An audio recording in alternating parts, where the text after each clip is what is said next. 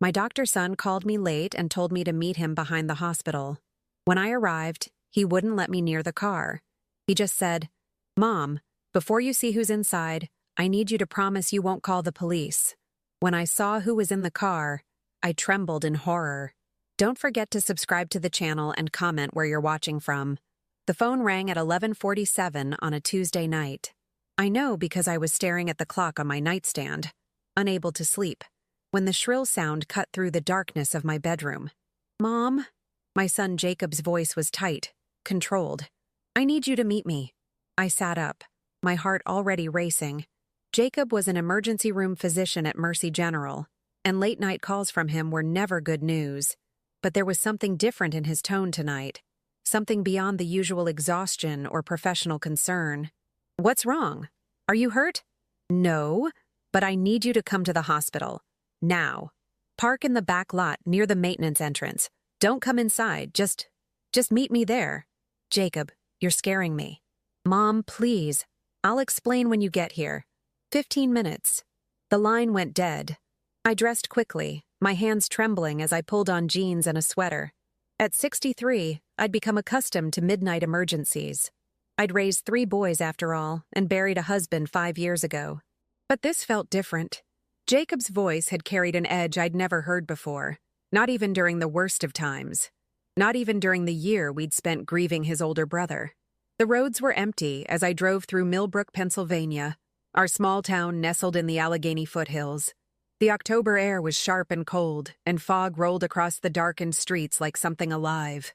My farmhouse, inherited from my parents 30 years ago, sat on the edge of town, close enough for convenience but far enough for privacy. Tonight, that 20-minute drive felt eternal. I kept replaying Jacob's words, the urgency, the fear. When I pulled into the hospital's rear parking lot, I spotted Jacob's silver sedan immediately. He stood beside it, still wearing his scrubs, his face pale under the sodium lights. But he wasn't alone. A woman stood with him, short, dark-haired, someone I didn't recognize. She kept glancing over her shoulder toward the hospital entrance. I parked and stepped out, wrapping my arms around myself against the cold. "Jacob, what's going on?" He moved toward me quickly, placing himself between me and his car. His eyes were red-rimmed, and I could see the tension in his jaw, the way his hands clenched and unclenched at his sides. "Mom, before you see who's inside, I need you to promise me something." His voice cracked. "I need you to promise you won't call the police." My blood turned to ice. "What are you talking about? Who's inside? Promise me first. I can't promise something when I don't know." "Mom!" He grabbed my shoulders and I saw tears streaming down his face. "Please, just promise me, no police. Not yet. Not until you understand." I'd never seen Jacob like this. Even when his father died, even during the funeral for his brother Joseph and Joseph's family, Jacob had remained composed. The steady one, the rock we all leaned on. "All right," I whispered. "I promise." He stepped aside, and the dark-haired woman opened the back door of his car. What I saw made my knees buckle. Joseph, my eldest son Joseph, who should have been dead for 11 months and 13 days. Sitting in the back seat, gaunt and hollow-eyed, was the son I'd buried, or thought I'd buried. Beside him sat his wife, Diane, her blonde hair now cut short and dyed brown. And between them, strapped into a car seat, was my grandson Tommy, now 2 years old, his eyes wide with confusion and fear. The world tilted. I reached out, grasping Jacob's arm to keep from falling. "No," I breathed. "No, this can't be. Mom, they're real. They're alive."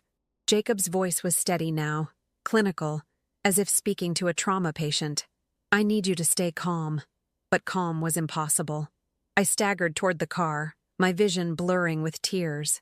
Joseph looked at me, and I saw recognition flash across his face, followed immediately by something else.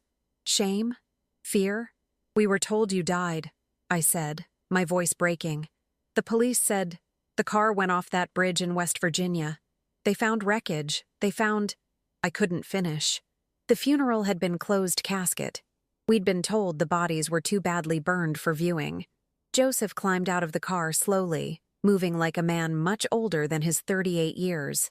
Mom, I'm sorry. I'm so sorry. I wanted to embrace him, to hold my son who'd come back from the dead. But something in his posture stopped me. He held his hands out, palms forward, a gesture of both surrender and warning. Don't touch me yet, he said. Not until you know everything. You might not want to after. What are you talking about? You're alive. You're here. Nothing else matters. That's not true. It was Diane who spoke, her voice hoarse. She'd climbed out of the car too, holding Tommy against her hip. Mrs. Kelly, everything matters. Everything we did. Everything that happened. It all matters now. The dark-haired woman stepped forward. We should move this conversation somewhere private. Standing in a hospital parking lot isn't safe. Who are you? I demanded. Lynn Reeves. I'm a nurse here. I was working when they showed up in the ER 3 hours ago. Jacob called me to help. Why would they come to a hospital if they're supposed to be dead? Why reveal themselves now? Joseph swayed slightly and Jacob caught his arm. Because he's sick, Mom. Really sick. He needs medical care, and we couldn't risk going anywhere else. I looked at my son, my supposedly dead son, and saw the truth in his sunken cheeks, the yellow tinge to his skin, the way he struggled to stand upright. What's wrong with him?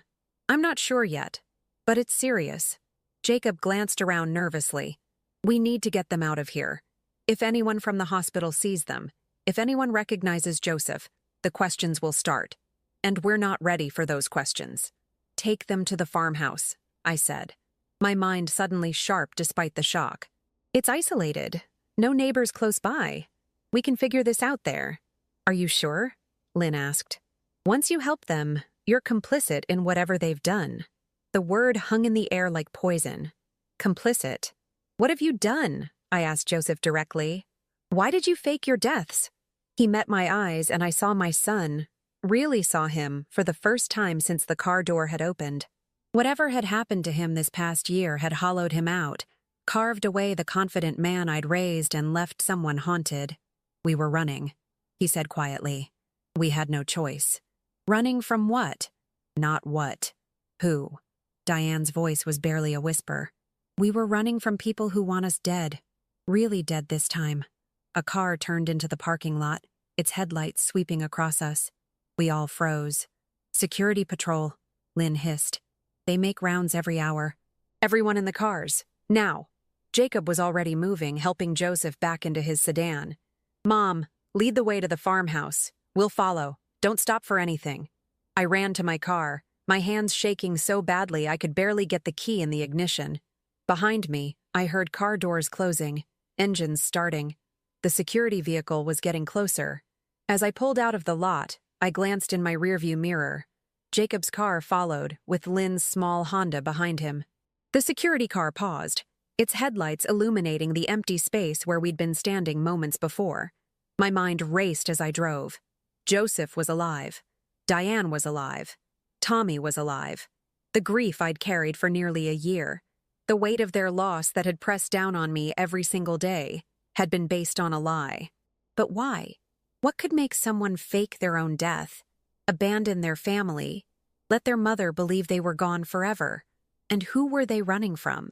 The farmhouse appeared in my headlights, its white clapboard siding ghostly in the darkness. I'd lived here my whole life, except for the brief years of my marriage when my husband and I had moved to Pittsburgh. When he died, I'd come back home, finding comfort in the familiar rooms and the 20 acres of woods and fields that surrounded the property. It had always felt safe here, peaceful, but as I pulled up to the house, I realized that safety was about to shatter. I unlocked the front door and turned on lights. The others parked and began climbing out of their cars. Joseph needed help walking. Jacob and Lynn supported him on either side.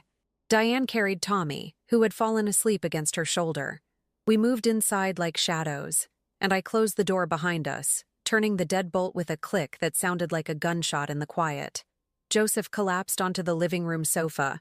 In the better light, I could see how sick he really was.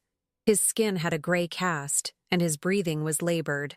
We need to examine him properly, Jacob said. Lynn, help me get him to the guest room. They half-carried Joseph down the hall. Diane stood awkwardly in the middle of the room, still holding Tommy. She wouldn't meet my eyes. "There's a bedroom upstairs," I told her. "Second door on the right. You can put him to bed there." She nodded and disappeared up the stairs, her footsteps creaking on the old wood. I stood alone in my living room, surrounded by the familiar furniture and photographs that had defined my life. On the mantel sat pictures of my 3 sons at various ages. There was Joseph's wedding photo, him and Diane laughing, so young and hopeful. There was a picture from Tommy's first birthday party, just 2 months before they died. And next to those happy memories sat the funeral program from their memorial service. I'd kept it displayed as a reminder, a way to keep them present, even in death. I picked up the program now, my hands trembling. The date stared back at me. November 15th, nearly a year ago. We'd held the service on a gray day, the sky weeping rain that matched our tears. I'd stood at the front of the church and delivered a eulogy for a son who, apparently, had been alive the entire time. Had Joseph known? Had he known we were mourning him while he hid somewhere watching from the shadows? The anger that washed over me was so sudden and fierce it nearly knocked me down. My son had let me grieve. He'd let me suffer the worst pain a mother could endure. And for what? I heard voices from down the hall. Jacob and Lynn discussing Joseph's symptoms in low, urgent tones. I heard Diane upstairs, singing softly to Tommy. And I realized that whatever secrets my son had been keeping, whatever had driven him to this desperate act, was about to come crashing down on all of us. The nightmare wasn't over. It was just beginning. I made coffee because I didn't know what else to do. My hands moved automatically, measuring grounds, pouring water, while my mind spun in circles trying to make sense of the impossible. Jacob emerged from the guest room 20 minutes later, his expression grim. Lynn followed, carrying a medical bag I recognized from his car, the emergency kit he always kept for house calls. "How bad?" I asked. "Bad enough. He has an infection, fever of 103. His liver enzymes are elevated, and there's fluid in his lungs. Without proper treatment, he could develop sepsis." Jacob rubbed his face. "I've given him antibiotics and fluids, but he needs hospital care, Mom. Real care. Which he can't get without revealing he's alive." "Exactly." Lynn set the medical bag on the kitchen table. "I can bring supplies from the hospital. Basic equipment. But Jacob's right. If this gets worse, hiding won't be an option anymore." I poured 3 cups of coffee, my mind already working through the logistics. How long before someone notices missing medical supplies? "I can cover small amounts," Lynn said, "but anything major will trigger inventory audits." "Why are you helping?" I asked her directly. "You don't know us. You're risking your career, possibly your freedom." She wrapped her hands around the coffee mug, her dark eyes meeting mine. "Because when they came into the ER tonight, Joseph was barely conscious. Jacob wasn't on duty yet, but I recognized him when he arrived. I saw his face when he realized who the patient was." She paused. "Whatever this family is running from, it scared Joseph enough to let himself get this sick, rather than seek help. That tells me something. It tells you they're criminals," I said flatly. "Or victims." The word hung between us. I wanted to believe it. I wanted there to be some explanation that made sense, that justified what Joseph had put us through. Footsteps on the stairs made us all turn. Diane appeared, looking exhausted. She'd changed into clothes she must have been carrying, worn jeans and an oversized sweater that hung on her thin frame. "Tommy's asleep," she said quietly. "Thank you for letting us come here." "I didn't let you do anything," I replied, more sharply than I intended. "You showed up in the middle of the night with my supposedly dead son and grandson and gave me no choice." She flinched but didn't look away. "You're right. You deserve answers. I deserve more than answers. I deserve to know why I spent the last year believing my son was dead. I deserve to know why I stood in a church and eulogized him while he was out there somewhere, alive." My voice rose. "I deserve to know why you let me grieve." "Mom," Jacob started. "No." I held up my hand. "You don't get to mediate this, Jacob. You've known about this for what, 3 hours? I want to hear from them. From her." I focused on Diane. "Explain it to me. Make me understand." Diane sank into a chair, her hands trembling. Joseph was working on something at the medical research facility, something he wasn't supposed to see. My stomach dropped. Joseph had been a pharmaceutical researcher at Helix Biosystems, a private company just outside Pittsburgh. He'd been proud of that job, excited about the cutting-edge work they were doing. What kind of something? Jacob asked. Clinical trial data for a new medication they were developing, a pain management drug that was supposed to be revolutionary, non-addictive, highly effective. Diane's voice was barely above a whisper, but the data was falsified. Joseph discovered they were hiding adverse reactions, covering up deaths. Lynn leaned forward. Deaths during clinical trials have to be reported to the FDA. These weren't being reported. They were being erased. Diane looked at me. Joseph found the real files. He made copies. And then someone found out what he'd done. The kitchen felt suddenly colder. I pulled my sweater tighter around me. He came home one night last October, Diane continued, and told me we had to leave. Immediately. He said they'd threatened him. Told him if he went public with the data, we'd all be killed. He thought they were bluffing at first. But then, she stopped, her breath hitching. Then what? I demanded. Then his colleague, the woman who'd helped him access the files, died in a car accident. Single vehicle crash, late at night. The police ruled it an accident, but Joseph knew better. Diane's eyes filled with tears. 2 days later, someone broke into our house while we were sleeping. Nothing was taken, but they left a message on Tommy's bedroom wall. Just 2 words. We warned. My hand flew to my mouth. They threatened my grandson? Joseph went to the FBI the next morning, Diane said. But within hours, we started getting calls. Anonymous calls telling us they knew we'd gone to the authorities, telling us the FBI couldn't protect us. That night, Joseph came up with the plan. To fake your deaths, Jacob said slowly. To disappear completely. We had money saved, not much but enough. Joseph knew someone from college who could help with new identities. We staged the car accident, used bodies from... She couldn't finish. From where? I asked, ice forming in my veins. A funeral home that was about to cremate 2 unclaimed bodies and a stillborn infant. Joseph paid someone to switch the dental records. Diane was crying now. We're not proud of what we did, but we were terrified, and we thought if everyone believed we were dead, they'd stop looking for us. Did they? Lynn asked. For a while. We moved to Michigan, rented a tiny apartment under fake names, kept our heads down. Joseph was working construction jobs, always different sites, always cash under the table. We were managing. She wiped her eyes. But then last month, Joseph saw someone, a man from Helix, at a convenience store 3 blocks from our apartment. Could have been a coincidence, Jacob suggested. That's what Joseph told himself. Until we came home 2 days later and found our apartment had been searched. Nothing obvious, but Joseph could tell. Things moved slightly, his laptop accessed, our documents rifled through. Diane's voice broke. We left that night, started driving. But Joseph was already sick by then, and we had nowhere else to go. So you came back here, I said. Back to Pennsylvania, where people know your faces. We had no choice. Joseph needed help, and Jacob was the only person we could trust. I stood abruptly, my chair scraping against the floor. You couldn't trust me? I'm his mother. They were protecting you, Jacob said quietly. If you didn't know they were alive, you couldn't be implicated. You couldn't be used against them. The logic made sense, but it didn't ease the pain. They'd made a choice, to keep me in the dark, to let me suffer.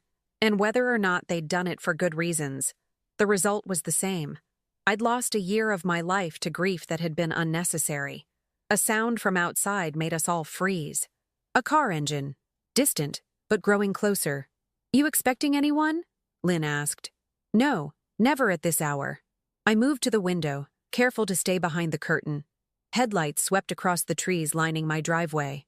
Everyone stay calm, Jacob said, but I could hear the tension in his voice. Mom, who knows you well enough to visit unannounced this late? No one. My neighbors are half a mile away and they wouldn't... I stopped as the car came into view. A police cruiser. Oh no, Diane breathed. The cruiser pulled up behind my car and stopped. An officer climbed out, Deputy Tom Moore, someone I'd known for 15 years. He'd been friends with my late husband. "It's Tom Moore," I said. "He knows this family. He was at Joseph's funeral." "He can't see them," Jacob said urgently. "He can't know they're here. Then get them out of sight. Now." Jacob grabbed Diane's arm and pulled her toward the back hallway. Lynn quickly gathered the medical supplies off the table, stuffing them into her bag. A knock at the door. I took a deep breath, forced my expression into something neutral, and opened the door with a smile I didn't feel. "Tom, this is a surprise." Deputy Moore stood on my porch, his hand resting casually on his belt near his radio. "Evening, Helen. Sorry to bother you so late. Is something wrong?" "That's what I'm here to find out." "We got a call about unusual activity at the hospital. Multiple vehicles in the back lot, people acting suspicious. Security gave us the plate numbers, and one came back registered to you." My heart hammered, but I kept my voice steady. "Oh, that. Yes, I was there. Jacob called me. A patient situation. He needed some family medical history for a case." Tom's eyes were kind but sharp. "At midnight? You know how emergency rooms work. Time doesn't matter when someone's dying." I forced a little laugh. "Is there a problem?" "Just following up. Security said there were 3 vehicles. One registered to Dr. Jacob Kelly, your son, and one to a Lynn Reeves, a nurse at Mercy. The third was yours." He paused. "They said the group seemed agitated, scared even." "Well, it was an emergency case. Everyone was concerned. Can I ask what you're doing back home so quickly?" "Security time-stamped your vehicles leaving at 12:47. You live 20 minutes from the hospital, but it's only 1:15 now." I'd made good time. Too good time. "I drove faster than I should have," I admitted. "I was tired and wanted to get home." Tom's radio crackled, and he turned down the volume without breaking eye contact with me. "Mind if I come in for a moment?" "Actually, Tom, I'm exhausted. Can this wait until morning?" "Won't take but a minute." He was already stepping forward, his posture shifting from friendly to official. Hospital security also mentioned seeing someone who looked injured being helped into one of the vehicles. Given the strange circumstances, I need to verify everyone's safe. Behind me, I heard the faintest creak of a floorboard. Someone was still in the hallway. "Tom, I promise you, everything is fine. Jacob had a medical emergency. I helped, and now I'm home. That's all." But Tom was looking past me now, his eyes narrowing. "Helen, whose coffee cup is that on your table?" I followed his gaze. 4 coffee mugs sat on the kitchen table. 4 mugs for a woman who supposedly lived alone. "I had company earlier this evening," I said quickly. "My neighbor stopped by." "At midnight? On a Tuesday?" Tom's hand moved closer to his radio. "Helen, I need to know who's in this house." The floorboard creaked again, louder this time. Tom's expression changed, hardening into something official and concerned. "Ma'am, I'm going to need you to step aside so I can verify there's no emergency situation occurring here." "Tom, please." He was already moving past me, his hand now definitely on his radio. "This is Deputy Moore requesting backup at 4782 County Road 29. Possible welfare check situation." And that's when Joseph appeared in the hallway. He looked like death itself, pale, swaying, his eyes glassy with fever. He took one look at Tom in his uniform and tried to retreat, but his legs gave out. He collapsed against the wall, sliding down to the floor. Tom's hand flew to his weapon. "Don't move! Everyone stay where you are!" Jacob burst from the back room. "He's sick! He needs help!" But Tom wasn't looking at Jacob. He was staring at Joseph, his face draining of color. Recognition dawned slowly, impossibly. "That's not..." Tom's voice was hoarse. "That can't be..." "Tom," I said, stepping between him and my son. "Listen to me very carefully. We can explain everything, but you need to call off that backup. Right now. Helen, that man..." Tom couldn't finish. His hand was shaking on his weapon. "Is my son. Yes. And he's not supposed to be alive, I know. But he is, and there are people who want to change that.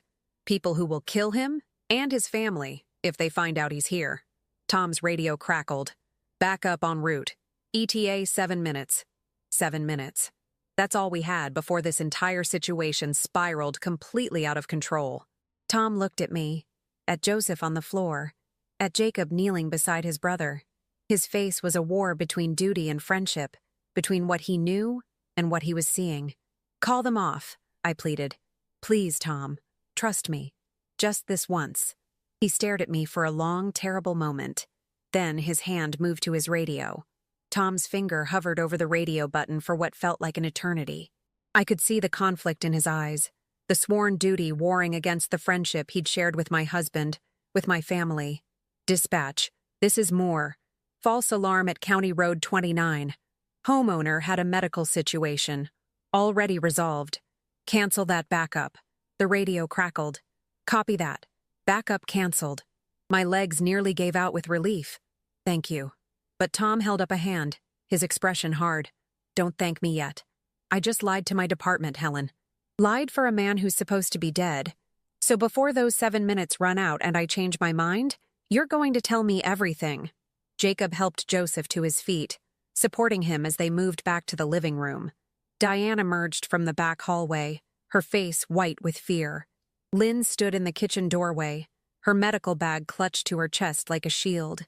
We all gathered in the living room, a strange, desperate assembly. Tom remained standing, his hand still near his weapon, while the rest of us sat like defendants awaiting judgment. "Start talking," Tom said. So Diane did. She repeated the story she'd told us, the falsified data, the threats, the staged deaths. Tom listened without interrupting, his face growing darker with each revelation. When she finished, he was quiet for a long moment. Then he looked at Joseph. "You have proof of this? The falsified data?" Joseph's voice was weak but clear. "I had proof. I hid copies of everything. Files, emails, internal memos, everything that showed what Helix was doing." "Where?" "Safe deposit box in Pittsburgh, under my real name." Joseph coughed, wincing. "But I can't access it now. Joseph Kelly is dead, remember? The moment I walk into that bank, I trigger alerts. And if Helix finds out I'm alive, they'll finish what they started." Tom finished. He rubbed his jaw, thinking. "This pharmaceutical company, Helix Biosystems, they're big, connected. If what you're saying is true, they have resources to make people disappear." "We know," Diane whispered. "So do the police," I interjected. "Tom, you could help. Take this to your superiors, to the FBI." "The FBI already knows," Joseph said bitterly. "I told you, I went to them before we disappeared. They took my statement, said they'd investigate. 2 days later, someone broke into our house. Someone who knew we'd gone to federal authorities." He met Tom's eyes. "There's a leak somewhere or someone's being paid off. I don't know which, and I couldn't risk finding out." Tom's expression shifted. Not disbelief, but recognition. "There's been talk. Rumors in law enforcement circles about corporate corruption. Pharmaceutical companies buying influence. Nothing concrete, but—" He trailed off, then shook his head. "This is bigger than a small-town deputy can handle." "Then what do we do?" Lynn asked. "Joseph needs medical care. Real treatment. Not just what we can provide here. He can't stay hidden forever. He can't reveal himself either," Jacob said. "Not until we have a plan." I stood, pacing to the window. Dawn was still hours away, but I could feel time slipping through our fingers like water. Every moment Joseph stayed here increased the risk. But every moment he stayed hidden meant the truth stayed buried with him. "The safe deposit box," I said suddenly. "We need those files. They're the only proof of what Helix did." "Mom, we just explained Joseph can't access it." "But I can." I turned to face them. "I'm listed as a beneficiary on all my son's accounts. After Joseph died, after we thought he died, I had to handle his estate. I can access that box." Joseph struggled to sit up straighter. "You'd be taking a massive risk."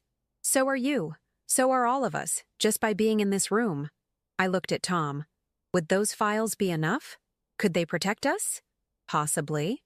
If they're as damning as you say, they'd give the FBI reason to put you in protective custody, maybe immunity in exchange for testimony." Tom's eyes narrowed. "But getting them means going back to Pittsburgh, walking into a bank with surveillance cameras everywhere." If Helix is monitoring financial activity connected to Joseph Kelly, even posthumously, they'll know someone accessed that box. Then we make sure they don't know until it's too late, I said. Jacob stood. This is insane. Mom, you're 63 years old. You're talking about going up against a pharmaceutical corporation with enough money and power to fake accident reports and threaten federal witnesses. And you're my sons. Both of you. What would you have me do? Sit here and wait for them to find us? I shook my head. I've been polite and sensible my whole life, Jacob. I've followed rules, kept my head down, never made waves. And where did that get me? Standing in a church believing my son was dead while he hid from monsters. The words came out harsher than I'd intended, but I didn't take them back. The anger I'd been suppressing since Joseph revealed himself was bubbling to the surface, hot and righteous. I lost a year, I continued. A year I could have spent helping you, protecting you. Instead, I spent it grieving. Well, I'm done grieving. Now I'm fighting. Diane was crying quietly. Mrs. Kelly, we never meant— I know what you meant. You meant well. You thought you were protecting me. I softened my voice slightly. But protection without truth is just another form of abandonment. And I won't be abandoned again. A knock at the door made us all freeze. Tom's hand flew to his weapon. You expecting anyone else? I shook my head, fear lancing through me. Through the window, I could see another vehicle in my driveway. A black SUV with dark-tinted windows. That's not a police car, Jacob whispered. Tom moved to the window, peering out carefully. His face went pale. Helen, does that vehicle belong to anyone you know? No. Another knock, harder this time. Then a voice, calm and professional. Mrs. Kelly? My name is George Cooper. I'm from Helix Biosystems. I was hoping we could talk. The temperature in the room seemed to drop 20 degrees. Joseph grabbed Diane's arm, his eyes wide with terror. How did they find us? Lynn breathed. Tom's mind was clearly racing. The hospital. They must have been monitoring activity, waiting for something unusual. When you all showed up tonight, it triggered their attention. What do we do? Diane asked, her voice breaking. Tom looked at me. You answer the door. Act normal. I'll stay out of sight but close enough to intervene if needed. And the rest of us? Jacob asked. Upstairs, quietly. Don't make a sound. Tom was already moving them toward the staircase. If this goes wrong, if I give the signal, you run. Take the back door and head for the woods. Another knock, more insistent. Mrs. Kelly, I know you're home. Your car is here and the lights are on. I just want to talk. 5 minutes of your time. I walked to the door on legs that felt like wood. My hand trembled as I unlocked it and pulled it open just wide enough to see out. The man standing on my porch was in his 40s, well-dressed in a dark suit despite the late hour. He had the kind of face that inspired confidence. Professional, calm, with just a hint of concern. Mrs. Kelly, thank you for answering. I apologize for the late hour. Who are you? I kept my voice steady. George Cooper, as I mentioned. I'm the director of security for Helix Biosystems. He pulled out a business card and held it toward me. I know this must seem strange, but we've been conducting an internal investigation, and your name came up. My name? Why would a pharmaceutical company be investigating me? Not investigating you, exactly. Looking into the death of your son, Joseph Kelly. He paused, watching my reaction. He worked for us, as I'm sure you remember, and there have been some irregularities that came to light recently. My heart was pounding so hard I was certain he could hear it. Irregularities? Financial discrepancies, missing files from before his death. We've been trying to resolve these matters, to make sure everything is handled properly for tax purposes and estate settlements. Cooper's smile was practiced, sympathetic. I understand this must be painful to discuss. Your son's death was a tragedy. It was. The words felt like broken glass in my mouth. We're hoping you might be able to help us locate some documents, research materials that Joseph may have brought home from work, files that technically belong to the company. We're not accusing him of anything, you understand. Just trying to tie up loose ends. I cleared out Joseph's belongings a year ago. Donated most of it. I don't have any work files. Cooper's expression didn't change, but something flickered behind his eyes. Are you certain? Sometimes people keep things without realizing. A USB drive, papers in a desk drawer, maybe even a safe deposit box. The air left my lungs. He knew. Maybe not that Joseph was alive, but he knew about the safe deposit box. "I don't have anything like that," I said firmly. "Mrs. Kelly, if you're protecting someone," Cooper started. "Protecting who? My son is dead. There's no one left to protect." He studied me for a long moment, and I forced myself to meet his gaze without flinching. Finally, he nodded slowly. "Of course. I apologize if I've upset you." He pulled out another card. "If you do happen to remember anything, or if you need anything at all, please call me, day or night. Helix takes care of the families of our employees even after they're gone." The emphasis on those last words made my skin crawl. "I'll keep that in mind." Cooper turned to leave, then paused. "One more thing. You mentioned donating your son's belongings. Where did they go? Perhaps we could check with that organization just to be thorough." "Goodwill. The one on Market Street in Pittsburgh." The lie came smoothly. "Months ago." "Thank you. That's very helpful." He walked back to his SUV, but before getting in, he looked back at the house.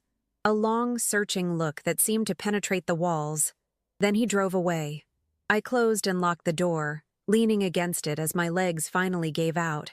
Tom appeared immediately, helping me to a chair. "He knows," I whispered. "Maybe not everything, but enough." He mentioned the safe deposit box. The others came downstairs slowly. Joseph's face was ashen. They've been tracking my financial records. Even posthumously, they're watching for anyone trying to access my accounts. "Which means going to that bank just became exponentially more dangerous," Jacob said. "But also more necessary," I countered. "If they're this desperate to find those files, it means the information is damaging enough to destroy them. We need to get it before they figure out another way to stop us." Lynn set down her medical bag with a heavy thud. "This is beyond what I signed up for." Corporate security showing up in the middle of the night, lies to police, fake identities. I could lose everything. "Then leave," Joseph said quietly. "I mean it. You've already done more than we had any right to ask. Take your bag and go. Tom can say you were never here." But Lynn didn't move. She looked at each of us in turn. Tom, then Jacob, then me. "If I leave now, that man dies, doesn't he?" No one answered. The truth was too obvious. "Then I'm staying," she said. "But we need a real plan. Not just for getting those files, but for what comes after. Because once Helix knows for certain that Joseph is alive, they won't send a polite man in a suit. They'll send someone much worse." Tom moved to the window, watching the empty driveway. "I can't protect you. Not officially. If this goes bad, I'm just a deputy who made a terrible mistake trusting the wrong people. We're not asking you to protect us," I said. "We're asking you to help us expose the truth. Once those files are public, once the FBI has to act, Helix loses its power. And if we can't get the files? If they stop us before we reach the bank?" I thought about Joseph lying on my couch, burning with fever. I thought about Diane, scared and exhausted. I thought about Tommy sleeping upstairs, an innocent child caught in a nightmare not of his making. I thought about the year I'd spent believing my son was dead, and the corporation that had made it necessary. "Then we find another way," I said. "But we don't stop fighting. Not now. Not ever." Tom looked at me with something like respect. "Helen Kelly, you've changed." "No," I said. "I've just stopped pretending to be weak." Dawn was breaking outside, painting the sky in shades of gray and pink. A new day. One that might be our last if we made the wrong move. But for the first time since Joseph had appeared in Jacob's car, I felt something other than fear. I felt ready. We had 3 hours before the bank opened. 3 hours to plan, to prepare, to accept that everything could go catastrophically wrong. Tom made calls from his patrol car, keeping his voice low. He was checking schedules, finding out which officers would be on duty in Pittsburgh, trying to identify who we could trust. Each conversation seemed to weigh heavier on him. Inside, Jacob worked on Joseph, administering another round of antibiotics and fluids. Lynn had returned to the hospital an hour earlier to retrieve more supplies, claiming she was restocking the ER. The risk she was taking made my stomach clench. I sat at the kitchen table with a notepad, trying to think like the woman I used to be. Organized, methodical, the family coordinator who'd manage schedules and emergencies with calm efficiency. But that woman had believed the world was fundamentally safe, that truth mattered, that the authorities could be trusted. That woman had been a fool. Diane appeared in the doorway, holding Tommy. The boy was awake now, confused and frightened by the strange house and the tension radiating from every adult. "He needs breakfast," Diane said quietly. "Is it safe to—" "Of course. There's cereal in the pantry, milk in the fridge. Make yourself at home." The words felt absurd given the circumstances, but old habits persisted. Diane moved around the kitchen with the careful movements of someone trying not to intrude. Tommy watched me with wide eyes, and I felt my heart crack a little. This child didn't remember me. The last time I'd seen him, he'd barely been walking. Now he was 2, and I was a stranger to him. "Hi, Tommy," I said softly. "Do you know who I am?" He shook his head, burying his face against his mother's shoulder. "I'm your grandma, your daddy's mommy." "Daddy's sick," Tommy whispered. "Yes, he is, but we're going to help him get better." The simple promise felt like a lie. How could I promise anything when we were surrounded by so much danger? Tom came back inside, his expression grim. "We have a problem." Of course we did. What now? I called a buddy of mine in Pittsburgh PD, asked casually about any surveillance on banks, any unusual activity. He said there's been increased private security presence around several financial institutions, specifically ones handling estate matters. Tom's jaw was tight. Helix isn't just monitoring your family's accounts, Helen. They're physically watching the locations. Jacob emerged from the guest room. That means they'll see Mom the moment she enters the bank. They might not recognize her immediately, Tom said, but the moment she accesses Joseph's safe deposit box, it'll trigger alerts in their system. They'll know. How long before they respond? I asked. Minutes. Maybe less if they have someone already in position. The plan was crumbling before it even began. I stared at my notepad, at the careful notes I'd made about timing and approach, and realized how naive I'd been. "There has to be another way," Diane said. "What if we break into the bank? After hours?" Tom shook his head. "High-end security systems, alarm companies with direct police lines and video surveillance. We'd be caught before we got near the vault." "What if Joseph wrote a letter authorizing someone else to access the box?" Jacob suggested. "Banks require current ID and signature verification," Tom replied. "And Joseph Kelly is legally dead. Any attempt to resurrect him on paper would flag the system immediately. We were trapped in an impossible situation.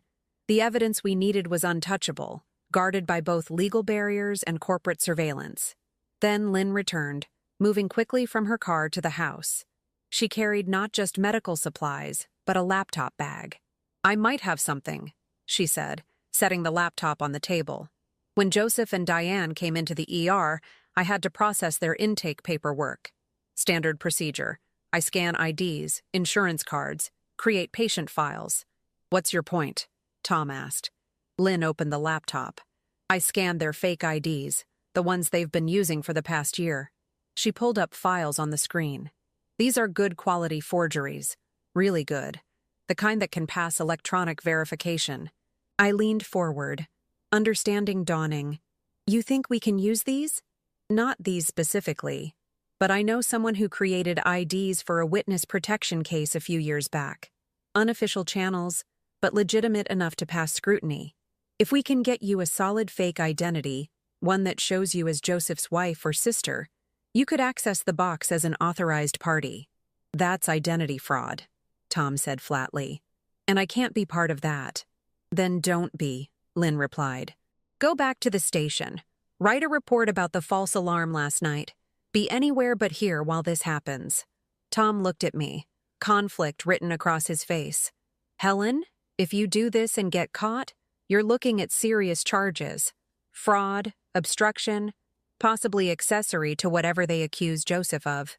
If I don't do this, my son dies, and the people who threaten to kill a child get away with it." I met his eyes. "I've made my choice." He was silent for a long moment. then nodded slowly. I never heard any of this.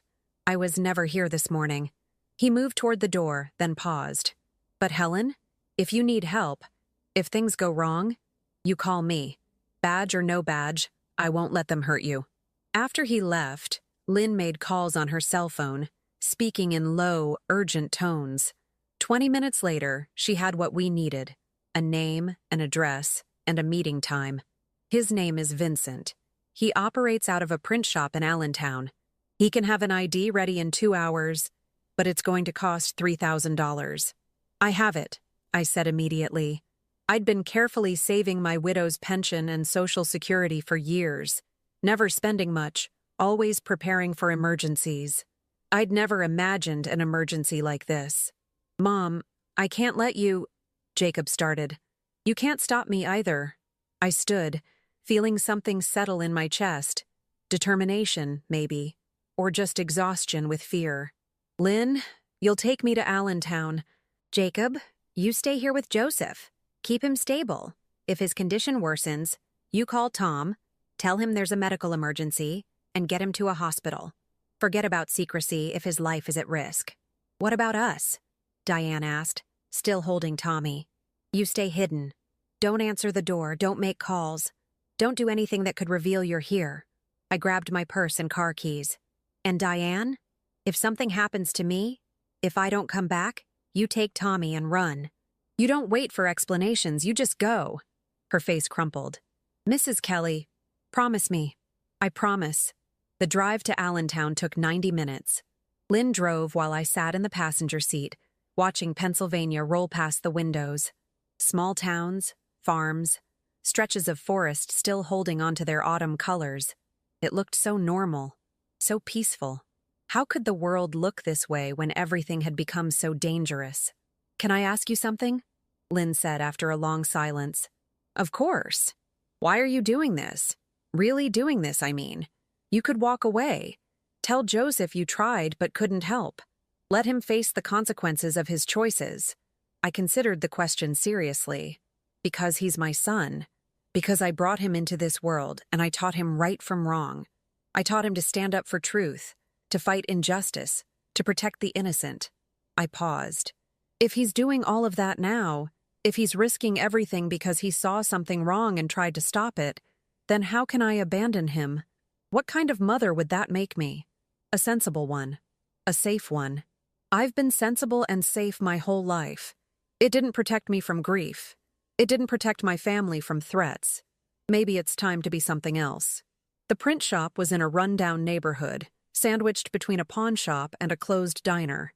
Lynn parked in the alley behind the building, and we entered through a back door. Vincent was younger than I'd expected, maybe 35, with tattoos covering his arms and a no-nonsense expression. He looked at me appraisingly. You're the client? Yes. I need identification that will pass bank verification. What name? Margaret Kelly, Joseph Kelly's sister. The lie came easily now. I was getting good at deception. Vincent nodded, pulled out a camera, and photographed me against a white background. Address? I gave him a fake address in Pittsburgh, one I'd looked up online that morning. A real building, just not my residence. He worked quickly, his fingers flying over a keyboard while sophisticated equipment hummed and clicked. Within an hour, he handed me a driver's license that looked absolutely legitimate. That'll pass electronic scans and visual inspection, and I've replicated the bank's signature card so Margaret Kelly appears as a co-lessee on file, he said. But don't try to use it for anything beyond your immediate need. These things have a shelf life. I paid him in cash, $3,000 that felt like both a fortune and a pittance given what was at stake. As we drove back toward Pittsburgh, my phone rang. Jacob. Mom, we have a problem. Someone just pulled up to the house. A different vehicle this time. A white van with no company markings. They're just sitting there watching. My blood ran cold. Have they approached the house? Not yet, but they've been here for 20 minutes. I think they're waiting for something, or someone. Lynn glanced at me, her expression sharp with concern.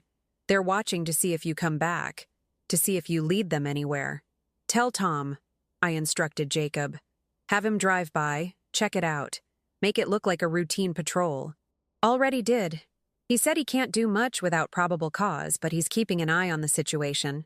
I checked the time. The bank would open in 45 minutes. If I went home first, I'd lead Helix straight to my family. But if I went directly to the bank without going home, it would look suspicious. Why would I rush to Pittsburgh so early in the morning? Jacob, is Joseph stable enough to move? Barely. Why? Because I think they're going to raid the house. Maybe not today, but soon. They're establishing surveillance, building a case. When they move, it'll be with warrants and badges and every legal protection they can manufacture. I gripped the phone tighter. You need to prepare to evacuate. Have a bag ready. Have an escape route planned. Mom? Where would we even go? I don't know, but anywhere is better than trapped in that house when they come. I hung up and stared at the fake ID in my hands. Margaret Kelly. A woman who didn't exist, trying to save a son who was supposed to be dead. What are you thinking? Lynn asked. I'm thinking that we're out of time. We're out of options. And we're about to walk into a trap. We could still turn back. No, I said quietly. We really couldn't. The Pittsburgh skyline appeared in the distance. Glass and steel towers rising against the morning sky. Somewhere in that city was a safe deposit box containing the truth. And somewhere in that city were people who would kill to keep that truth buried. I thought about Tom's question from earlier. What happens if we can't get the files? I thought about Joseph burning with fever in my guest room. About Diane's haunted eyes. About Tommy who didn't know me. I thought about George Cooper's practiced smile and his veiled threats. And I realized something fundamental had shifted inside me. I wasn't the grieving widow anymore. The polite woman who accepted what she was told and never made waves. I was a mother whose child was threatened. And there was nothing more dangerous than that. Lynn, I said as we entered the city limits, when we get to that bank, I need you to stay in the car. Engine running. If anything goes wrong, if you see anyone suspicious, if I'm not out in 10 minutes, you drive away. You don't wait for me. You don't try to help. You just go. Helen, I mean it. You have a career, a life. You've already risked too much. I looked at her. This is my fight now, mine alone. She was quiet for a moment, then nodded reluctantly. 10 minutes, not a second more. The bank loomed ahead. First Federal Trust, a prestigious institution housed in a historic building with marble columns and brass fixtures. The kind of place where old money slept safely, protected by thick vaults and thicker discretion. Lynn parked across the street. I could see a black SUV half a block down. Too expensive for this neighborhood. Its windows too dark, its position too perfect for surveillance. They were already here, waiting. I checked my reflection in the visor mirror. Margaret Kelly stared back at me, a stranger wearing my face. 10 minutes, I repeated. Then I stepped out of the car and walked toward whatever came next. The bank's interior was exactly what I'd expected. Polished marble floors, dark wood paneling, and the hushed atmosphere of old money and older secrets. A security guard stood near the entrance, his eyes tracking my movement with professional disinterest. I approached the main desk where a young woman with perfect makeup smiled at me. Good morning. How can I help you? I need to access a safe deposit box. My voice was steady, betraying none of the fear coursing through my veins. Of course. Do you have your key and identification? I pulled out the fake ID and the key I'd retrieved from Joseph's belongings, the one item I'd kept after his death, unable to throw away something so small yet so connected to him. The woman examined my license, typed something into her computer, and frowned slightly. Margaret Kelly, let me just verify your authorization. This was the moment. Either the fake ID would pass muster, or alarms would start ringing, literal or metaphorical. She typed more, clicked her mouse, studied her screen. The seconds stretched into eternities. Everything seems to be in order. Box 847, correct? Yes. I could barely breathe. Follow me, please. She led me through a security door, down a short hallway, and into the vault room. Rows of safe deposit boxes lined the walls, each one holding secrets, valuables, pieces of people's lives they wanted protected. Box 847 was on the lower level. The woman used her master key while I used Joseph's key, and the box slid out smoothly. Take your time, she said. There's a private room just through there if you need it." She gestured to a small door, then left me alone. I carried the box to the private room with trembling hands. Inside, away from cameras and prying eyes, I opened it. Documents. Dozens of them. Financial records, internal memos, email printouts, and 3 USB drives labeled with dates spanning 6 months. I pulled out my phone and began photographing everything, working as quickly as I could while ensuring each image was clear and legible. The documents told a damning story. Clinical trial participants who'd suffered seizures, liver failure, even death. Reactions that had been coded as unrelated incidents or attributed to pre-existing conditions. There were emails discussing how to manage the narrative and minimize FDA scrutiny. And there, in black and white, was an internal memo from Helix's CEO authorizing the continuation of trials despite known risks. The drug was too valuable, the potential profits too substantial. A few deaths were acceptable losses in the pursuit of pharmaceutical dominance. I was photographing the last document when my phone buzzed. "Lynn. Helen, you need to get out now. 2 men just entered the bank. Dark suits. They're asking the security guard about recent visitors." My heart hammered. "I'm not done. You're out of time." I shoved the documents back into the box, pocketed the real USB drives, and left a decoy visible. Insurance, in case they searched me. If they found one drive, they might not look for others. I closed the box, slid it back into its slot, and stepped out of the vault room. The young woman from the desk was walking toward me with 2 men in dark suits behind her. "Mrs. Kelly," she called, "these gentlemen would like to speak with you." I recognized one of them immediately. George Cooper, the security director who'd come to my house. His expression was pleasant, but his eyes were cold. "Margaret Kelly," he said, emphasizing the fake name. Or should I say Helen Kelly? Joseph's mother, not his sister. The other man, larger and more threatening, moved to block my path to the exit. "I don't know what you're talking about," I said, forcing confusion into my voice. "I'm Margaret. Please. We both know who you are." Cooper stepped closer. "The question is whether you want to handle this quietly, or if we need to involve the authorities. Identity fraud is a serious crime. So is falsifying clinical trial data and covering up deaths," I said quietly. His pleasant expression never wavered. "I have no idea what you mean. The files in that box say otherwise. Files that you accessed illegally using fraudulent identification. Any evidence obtained through criminal means is inadmissible in court. You know that." He smiled. "But we're not interested in prosecuting you, Helen. We're interested in recovering company property and ensuring that no copies exist." "Too late. I've already sent everything to the FBI. It was a bluff. I hadn't had time." But Cooper's eyes flickered with something that might have been concern. "I don't believe you. If you'd had time to transmit those files, you wouldn't still be standing here." He gestured to his companion. "Mr. Grant is going to escort you to your car. We'll retrieve the materials you took, and then we'll have a conversation about how to resolve this situation to everyone's satisfaction." "You mean you'll threaten me into silence?" "I mean we'll discuss your options. You're 63 years old, Helen. You have 2 surviving sons. Or at least, you believe you have 2 surviving sons. It would be tragic if something happened to young Dr. Jacob Kelly.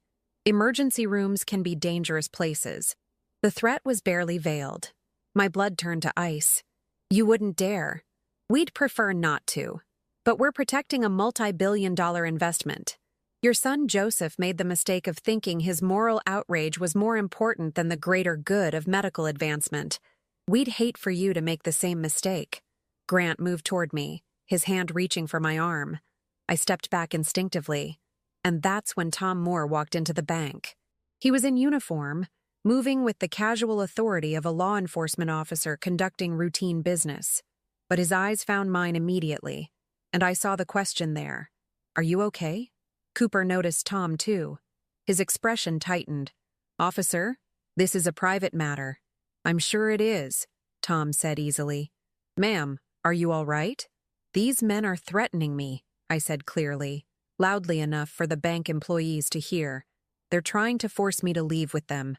Tom's demeanor changed instantly. his hand moving to his radio. "Gentlemen, I'm going to need you to step back from the lady. Officer, as I said, this is a private—" "It stopped being private when she said you were threatening her. Now step back or I'm calling for backup." Grant looked at Cooper, waiting for instructions. The security director's face was a mask of controlled fury. "We're simply having a conversation with a family member of a former employee," Cooper said smoothly. "A conversation about stolen property? Then you can have that conversation at the police station," Tom replied. "After we sort out whether any actual theft occurred." He looked at me. "Ma'am, did you take anything from this bank that doesn't belong to you?"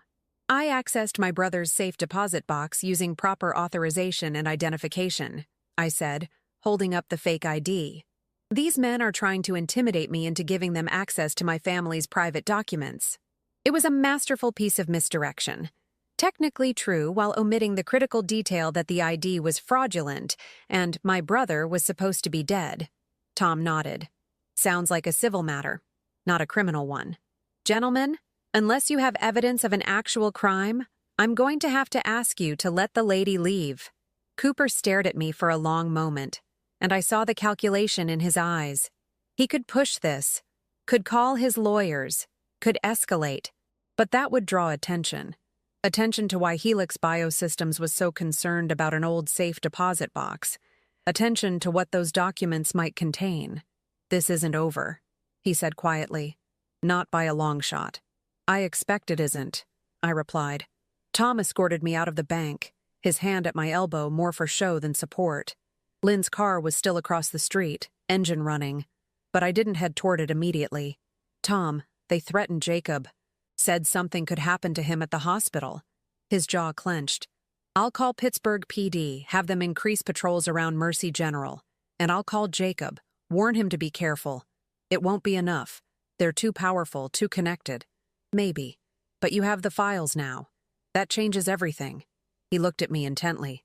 "You do have them, right?" I patted my pocket where the USB drives rested. "Copies. Everything Joseph collected. Then it's time to take this public."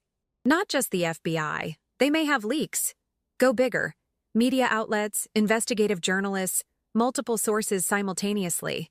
Make it impossible for Helix to suppress." It was exactly what I'd been thinking. "I know someone. A journalist in Philadelphia who covered pharmaceutical scandals in the past. She's aggressive, thorough, and has the resources of a major newspaper behind her. Contact her. Today. Now, if possible." Tom glanced back at the bank where Cooper and Grant were visible through the windows, watching us. "You've got maybe 24 hours before Helix moves against you with everything they have. Use that time wisely." I crossed the street to Lynn's car and climbed in. She looked pale but determined. "Did you get them?" I pulled out the 2 USB drives. "Everything." She pulled away from the curb just as the black SUV started its engine behind us. "They're following," she said, checking her mirror. "I know. Take the long way back. Busy streets, lots of witnesses. They won't try anything in public view." But even as I said it, I wondered if I was right. Helix had already proven capable of staging accidents, manipulating authorities, covering up deaths. What was one more? My phone rang. Jacob, his voice tight with panic. "Mom, they're at the house. 3 vehicles. They have legal papers, a warrant of some kind. They're searching for Joseph. Get him out. Now." "How?" "They're blocking the driveway." I thought frantically. The farmhouse backed onto 20 acres of woods. The North Trail, the one that leads to the old logging road. Can Joseph walk? Barely, but maybe with help. Then go. Leave everything. Just get him, Diane and Tommy out of there. Lynn and I will meet you at— I paused, thinking. "The covered bridge near Harrisburg, the old one tourists use. You know it?" "Yes. 2 hours. If we're not there by then, keep going. Head to Philadelphia and call this number." I gave him the contact information for Amanda Riley, the investigative journalist. "Tell her everything. Give her the story. Mom, what about you?" "I'll be fine. But Jacob, if anything happens to me if I don't make it, promise me you'll finish this. Promise me you'll expose what Helix did."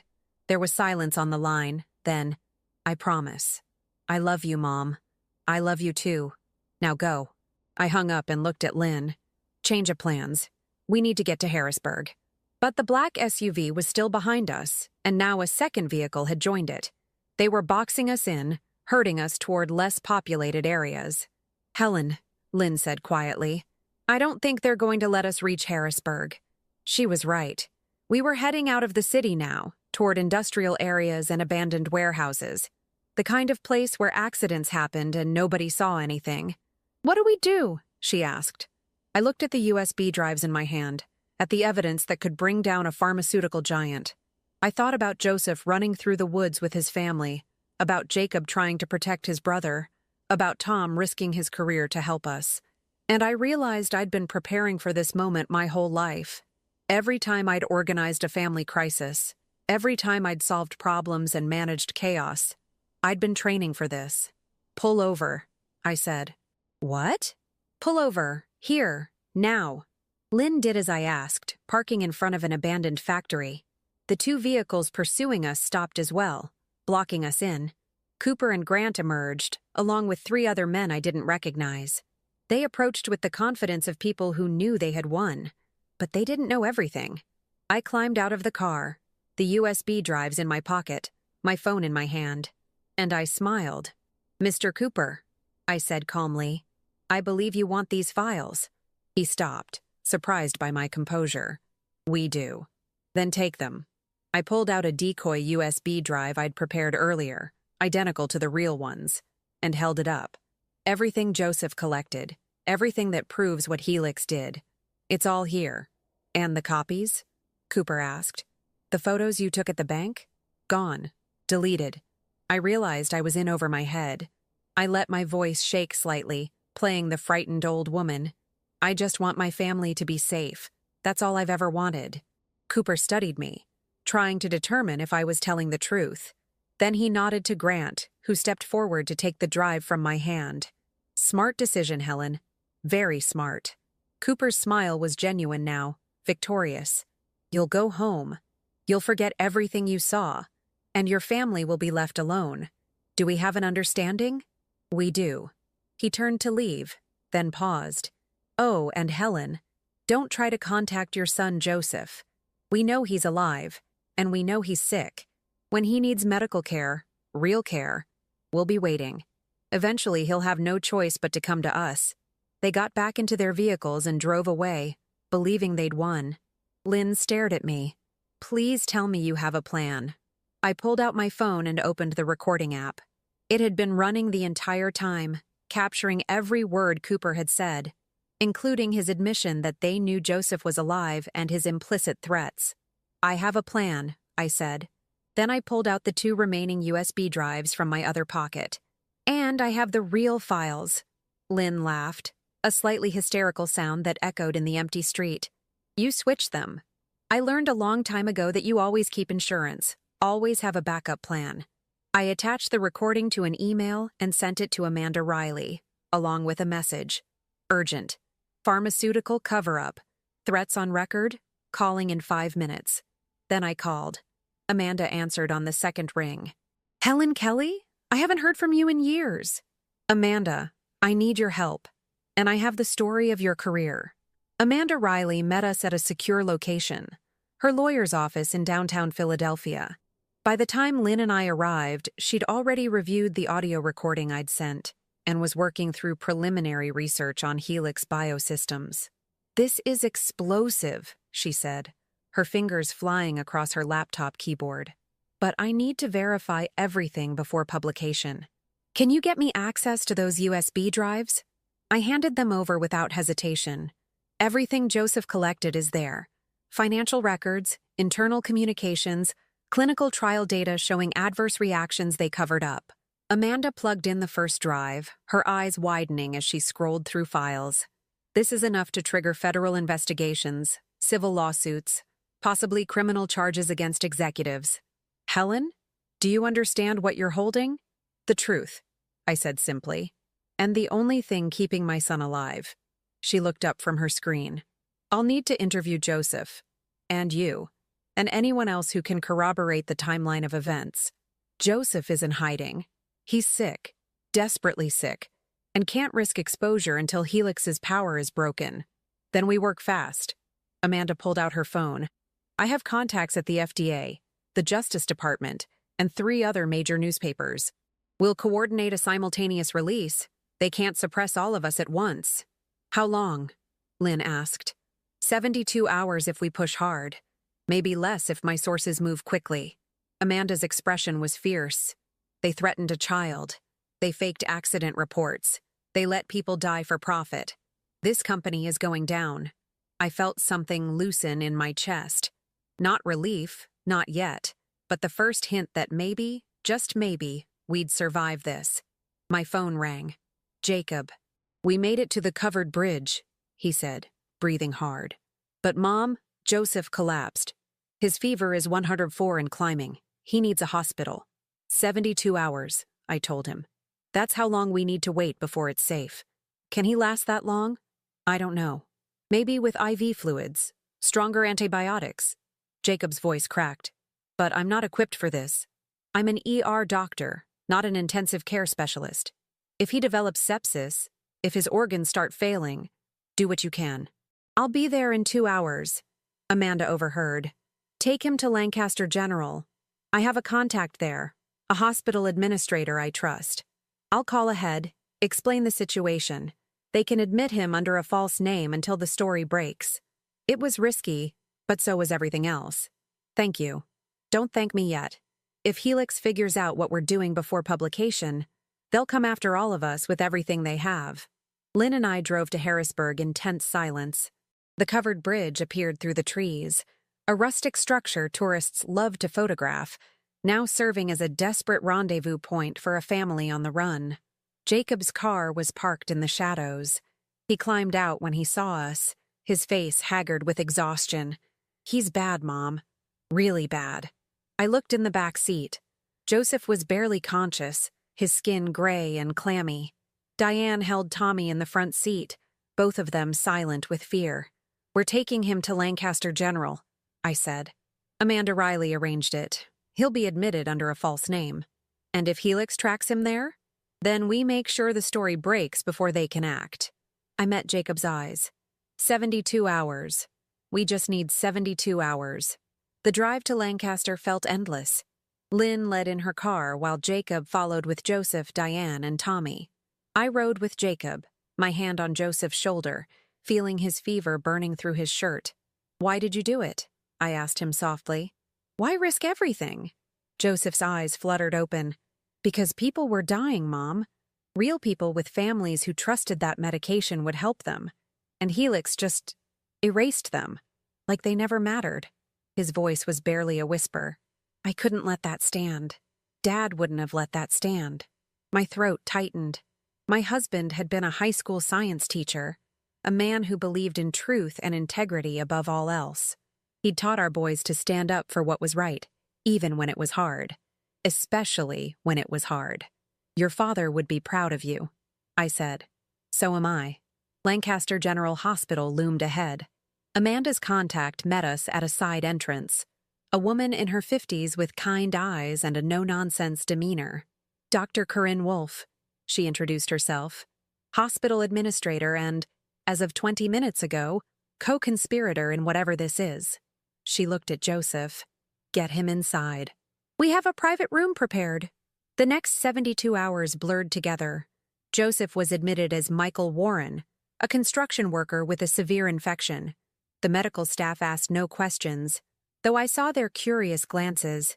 Jacob stayed with his brother, monitoring vitals and adjusting medications. Lynn returned to Mercy General to maintain her cover, calling every few hours with updates. Tom visited twice, bringing news from Millbrook. Police officers, acting on a warrant obtained after a Helix complaint, went to your farmhouse. When they found it empty, they tore the place apart looking for evidence. Did they find anything? Nothing. You're smarter than they gave you credit for. He paused. But Helen, they're not giving up. They've got lawyers filing injunctions, trying to prevent publication of Amanda's article. They're claiming trade secrets, corporate espionage, defamation. Will it work? Not if Amanda's as good as you say she is, but it's going to be ugly. Diane and Tommy stayed in a hotel near the hospital, using the last of their savings. I visited them on the second day, bringing food and reassurance I wasn't sure I could deliver. Tommy was drawing pictures, crayon sketches of houses and families. He held one up to me shyly. "That's us," he said, pointing to stick figures. "Mommy, Daddy, me, and that's Grandma." He pointed to a figure with white hair. My eyes filled with tears. "It's beautiful, sweetheart." Diane looked exhausted but calmer. "Is it really going to be over soon?" "One way or another," I said. "Either Amanda publishes and we're protected by public scrutiny, or Helix moves against us and we're out of options." "I'm sorry," Diane said quietly, "for everything. For letting you believe Joseph was dead. For dragging you into this nightmare." "Stop." I took her hand. "You did what you had to do to protect your family. I understand that now. And I'm not angry anymore. Why not? You have every right to be. Because anger doesn't help us survive. Strategy does. Intelligence does. Preparation does." I squeezed her hand. "And love, that helps too." On the morning of the third day, Amanda called. "It's live. The story just posted on our website and will be in tomorrow's print edition. I've also sent copies to the FDA, the Justice Department, and the FBI field office in Pittsburgh. They can't bury this now." I closed my eyes, relief flooding through me. "Thank you." "Don't thank me yet. Helix's lawyers are already threatening lawsuits. And Helen, you need to prepare for what comes next. Congressional hearings, depositions, media attention. Your life is about to become very public." "I know. And Joseph will have to testify. He'll have to come out of hiding and face them directly. He will, once he's strong enough." By midday, the story had exploded across news outlets. Pharmaceutical giant accused of covering up deaths. Clinical trial scandal rocks. Helix Biosystems. Whistleblower in hiding after threats. My phone rang constantly. Reporters, lawyers, people claiming to be from the FDA. I ignored most of them, focusing only on the calls that mattered. Tom called to say that FBI agents had arrived in Millbrook, asking questions about Joseph's death and subsequent disappearance. "They want to talk to you, all of you. We're ready." That afternoon, 2 FBI agents arrived at Lancaster General. Special Agents Kelly and Liu, both professional and cautious. "Mrs. Kelly," Agent Liu said, "we need to hear everything, from the beginning." So I told them. I told them about the phone call that shattered my world, about Joseph appearing like a ghost, about the safe deposit box and Cooper's threats. I gave them copies of the recordings, the documents, everything. Agent Kelly took notes while Agent Liu asked clarifying questions. When I finished, they exchanged glances. "This is going to take months to investigate fully," Agent Liu said. "But based on what you've provided, we have enough for warrants. Helix executives will be brought in for questioning within the week." "What about protection?" Jacob asked. "Can you keep Joseph and his family safe?" "We'll arrange witness protection," Agent Kelly confirmed. "Temporary housing, security detail, the works. At least until the immediate danger passes." I felt something uncoil in my chest. Not relief, not yet, but the beginning of it. Joseph was moved to an FBI secure medical facility that evening. His fever had finally broken, and though he was weak, the doctors said he'd recover. A week later, the CEO of Helix Biosystems resigned. 3 executives were arrested on charges of fraud and conspiracy. The FDA suspended all ongoing Helix clinical trials pending investigation. George Cooper was arrested attempting to board a flight to Switzerland with falsified documents and $2 million in cash. The covered bridge became briefly famous as the location where a pharmaceutical whistleblower hid while exposing corporate corruption. Tourists started taking pictures there, unaware of the fear and desperation that had soaked into that ground. Tom was commended for his role in protecting witnesses, though he downplayed his involvement. "Just doing my job," he said. But I knew better. He'd risked everything to help us. Lynn received a job offer from the FBI's medical division, recognition for her courage and quick thinking. She turned it down, preferring to stay at Mercy General. "I like being a nurse," she said simply. "And me?" I returned to my farmhouse to find it ransacked but still standing. Helix's people had torn through my belongings, looking for evidence, but they'd found nothing. The house had protected our secrets well. I stood in the living room, looking at the scattered photos and overturned furniture. On the mantel, somehow still upright, was the funeral program from Joseph's memorial service. I picked it up, stared at it for a long moment, then placed it in a drawer. That chapter was over. Joseph, Diane, and Tommy moved into a small house in suburban Philadelphia, protected by FBI security until the trials concluded. I visited every Sunday, watching Tommy grow, helping Diane plant a garden, sitting with Joseph as he recovered his strength. "I never wanted you involved in this," Joseph said one afternoon as we sat on his porch. "I wanted to protect you." "You can't protect people by lying to them," I replied gently. "You can only protect them by trusting them to be strong." "Were you? Strong enough?" I thought about the fear, the desperation, the moments when I'd been certain we wouldn't survive. I thought about the fake ID, the confrontation with Cooper, the recording that had changed everything. "I was strong enough," I said, "because I had to be." Congressional hearings began in the fall. Joseph testified for 6 hours, detailing everything he'd witnessed at Helix. His testimony was calm, factual, devastating. I testified too, describing the threats, the surveillance, the year of unnecessary grief. When the lead senator asked me why I'd risked everything to help my son, I answered simply, "Because he was right. Because people died and someone needed to answer for it. And because I'm his mother. That's what mothers do. We protect our children, no matter the cost." The hearing room erupted in applause. Helix Biosystems filed for bankruptcy 6 months later. Their remaining assets were liquidated to pay settlements to the families of clinical trial victims. The drug they'd been developing never made it to market. On the 1-year anniversary of Joseph's resurrection, I hosted dinner at the farmhouse. Joseph and Diane, Jacob and his new girlfriend Tom, Lynn, even Amanda Riley, all the people who'd risked everything to expose the truth. Tommy ran through the house, delighted by the space and freedom. He called me Grandma now, without hesitation, without fear. "To survival," Jacob toasted, raising his glass. "To truth," Amanda added. "To family," Joseph said, looking at me. I raised my own glass, looking around at the faces of the people who'd become warriors in a war we never wanted to fight. "To wisdom," I said, "because in the end, that's what saved us. Not strength, not violence, not running, just wisdom, patience, and the refusal to let evil win through silence." We drank and talked and laughed, the sound of healing, the sound of survival. Later, after everyone had gone home, I stood on my porch watching the sun set over the Pennsylvania hills. The farmhouse behind me held new memories now, not just of grief, but of courage.